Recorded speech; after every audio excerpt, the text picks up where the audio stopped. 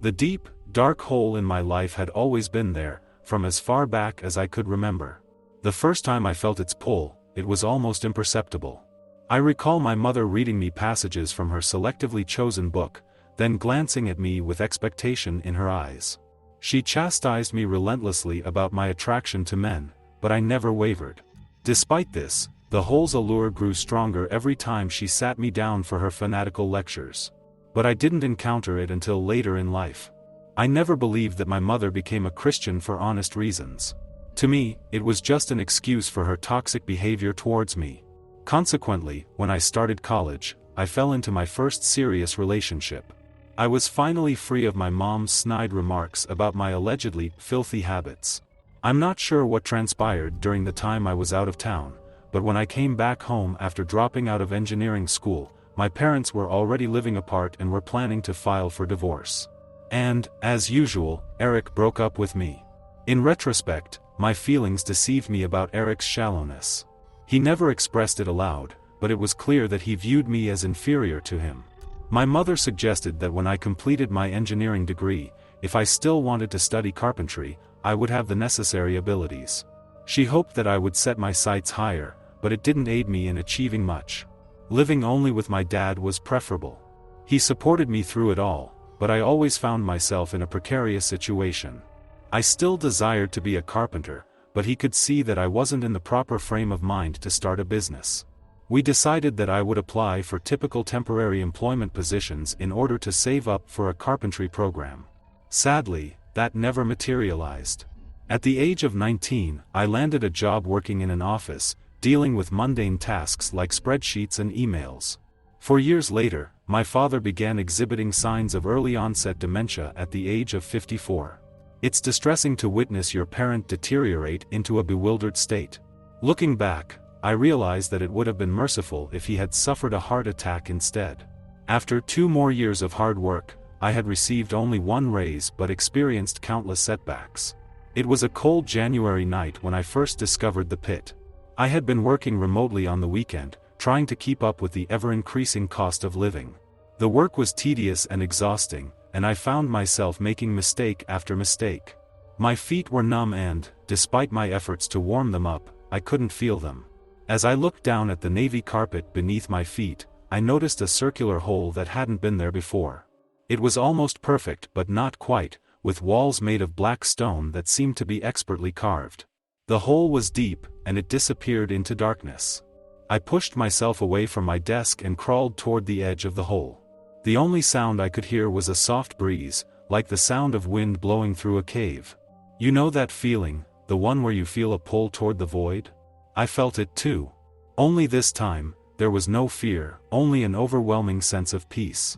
As I gazed into the depths of the pit, the knots in my stomach that had been building up for years unraveled.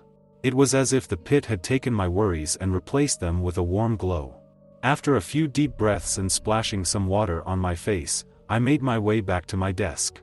That's when I noticed something odd. The pit was back, but this time it was closer, almost under my desk. The same black stones with their eerie carvings and the same unfathomable darkness, it was as if it had always been there. My heart was racing, and my thoughts were jumbled, but I couldn't look away. The pit was calling to me again, stronger than before. The feeling of warmth and peace that had enveloped me earlier was now replaced by a sense of urgency to jump in, to let go of everything and be consumed by the darkness. The only thing stopping me was the fear of what might be waiting for me in that abyss. That's when I heard a voice behind me. "Hey, Porter. You okay?" It was my colleague, Jake. "You look like you've seen a ghost." I turned to face him, the pit still just within my line of sight. In that moment, I made a decision to tell someone about what was happening. Jake might think I'm crazy, but I needed someone to bear witness to this surreal experience that had taken over my life. "I need to show you something," I said, my voice barely above a whisper. Without waiting for a response, I grabbed Jake's arm and pulled him towards my desk. When we got there, the pit was gone once again. Jake looked at me skeptically, but I knew what I had seen. I needed to find out what was happening to me before it was too late. I quickly retreated into the nearest bathroom stall, my forehead against the door as I tried to calm myself down. I had to finish my work by 5, but the pit had other plans for me. It was waiting for me, empty and ominous in place of a toilet. I felt no rush of fear or adrenaline, only a strange sense of acceptance. It had always been a part of my life, a constant visitor that I could never shake off. The pit whispered to me invitingly, luring me in with its siren song. As I leaned towards the hole in the floor, the noise of the fluorescent lights dimmed, and the scent of the bathroom faded away.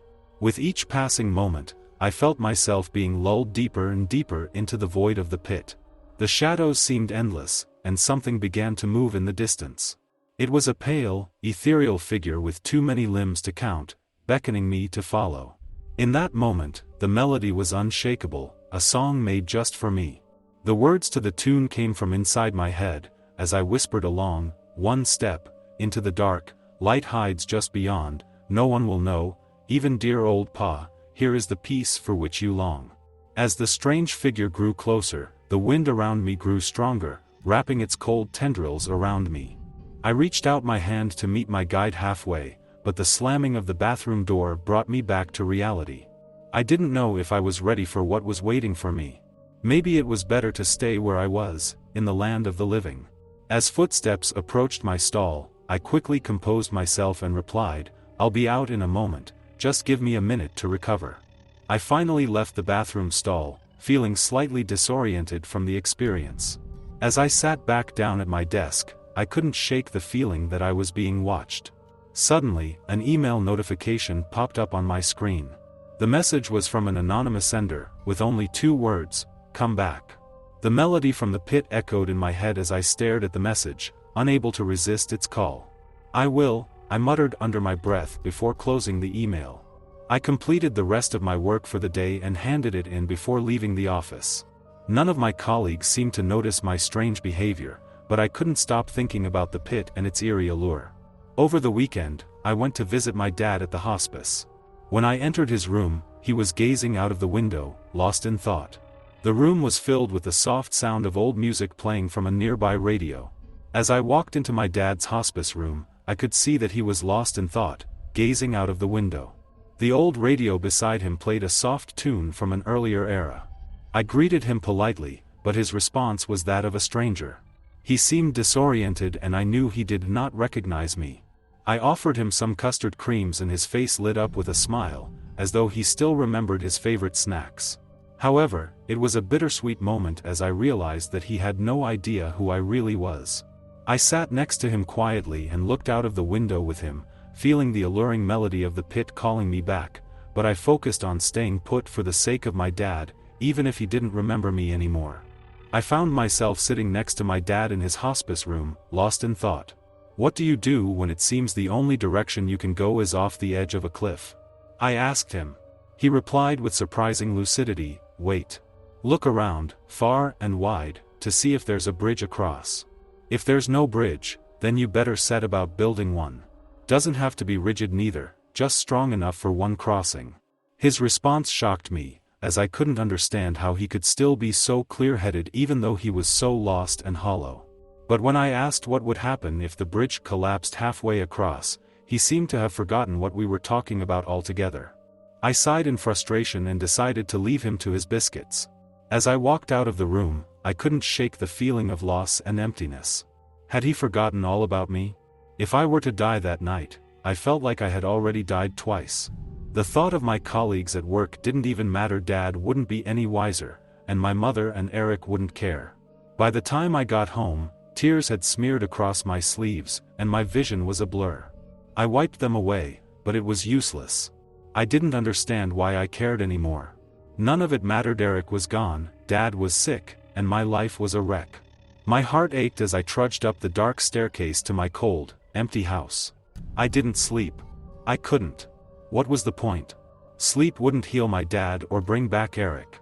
I was a mess, unable to put the pieces of my life back together or to become a carpenter. Sitting at my desk chair, I stared up at the pictures on my shelves. Images of me with Dad doing some DIY carpentry and of me and Eric at a college party. They were painful reminders of what I'd lost. It was all gone. I picked up my phone, intending to message Eric, but I couldn't bring myself to do it. I felt hope slipping away and accepted that the world wasn't meant for me. Then I felt it, the familiar feeling. I searched underneath my desk but didn't see anything, only the old, frayed carpeting. I started laughing uncontrollably. It was all so funny. The pit had abandoned me. Even the place that had called me was done with me. I felt a cold gust of wind blow over me, and something wrapped around my neck. It was ice cold and powerful, and it started pulling me upwards. I thrashed and kicked, but the grip was too strong.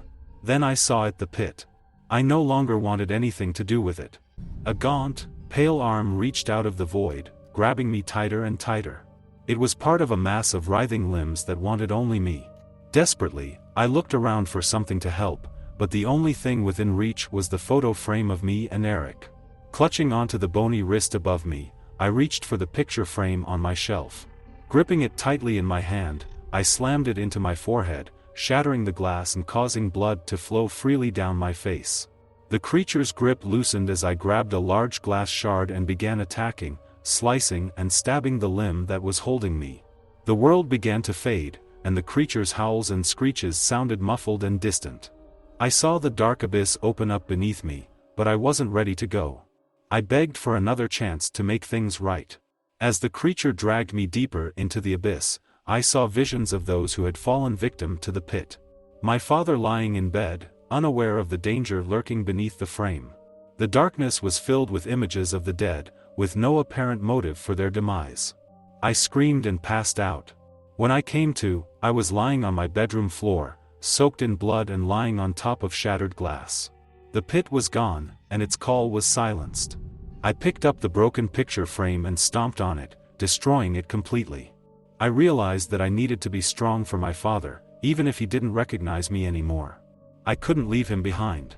Now, I watched the sunrise with a newfound sense of hope. The warmth on my face brings a sense of calm, different from the hopelessness I had felt before. If the pit calls to you, don't listen. There is no light beyond the darkness, no salvation to be found. The pit is a lie. As I watched the sunrise, I realized that hope is all I need.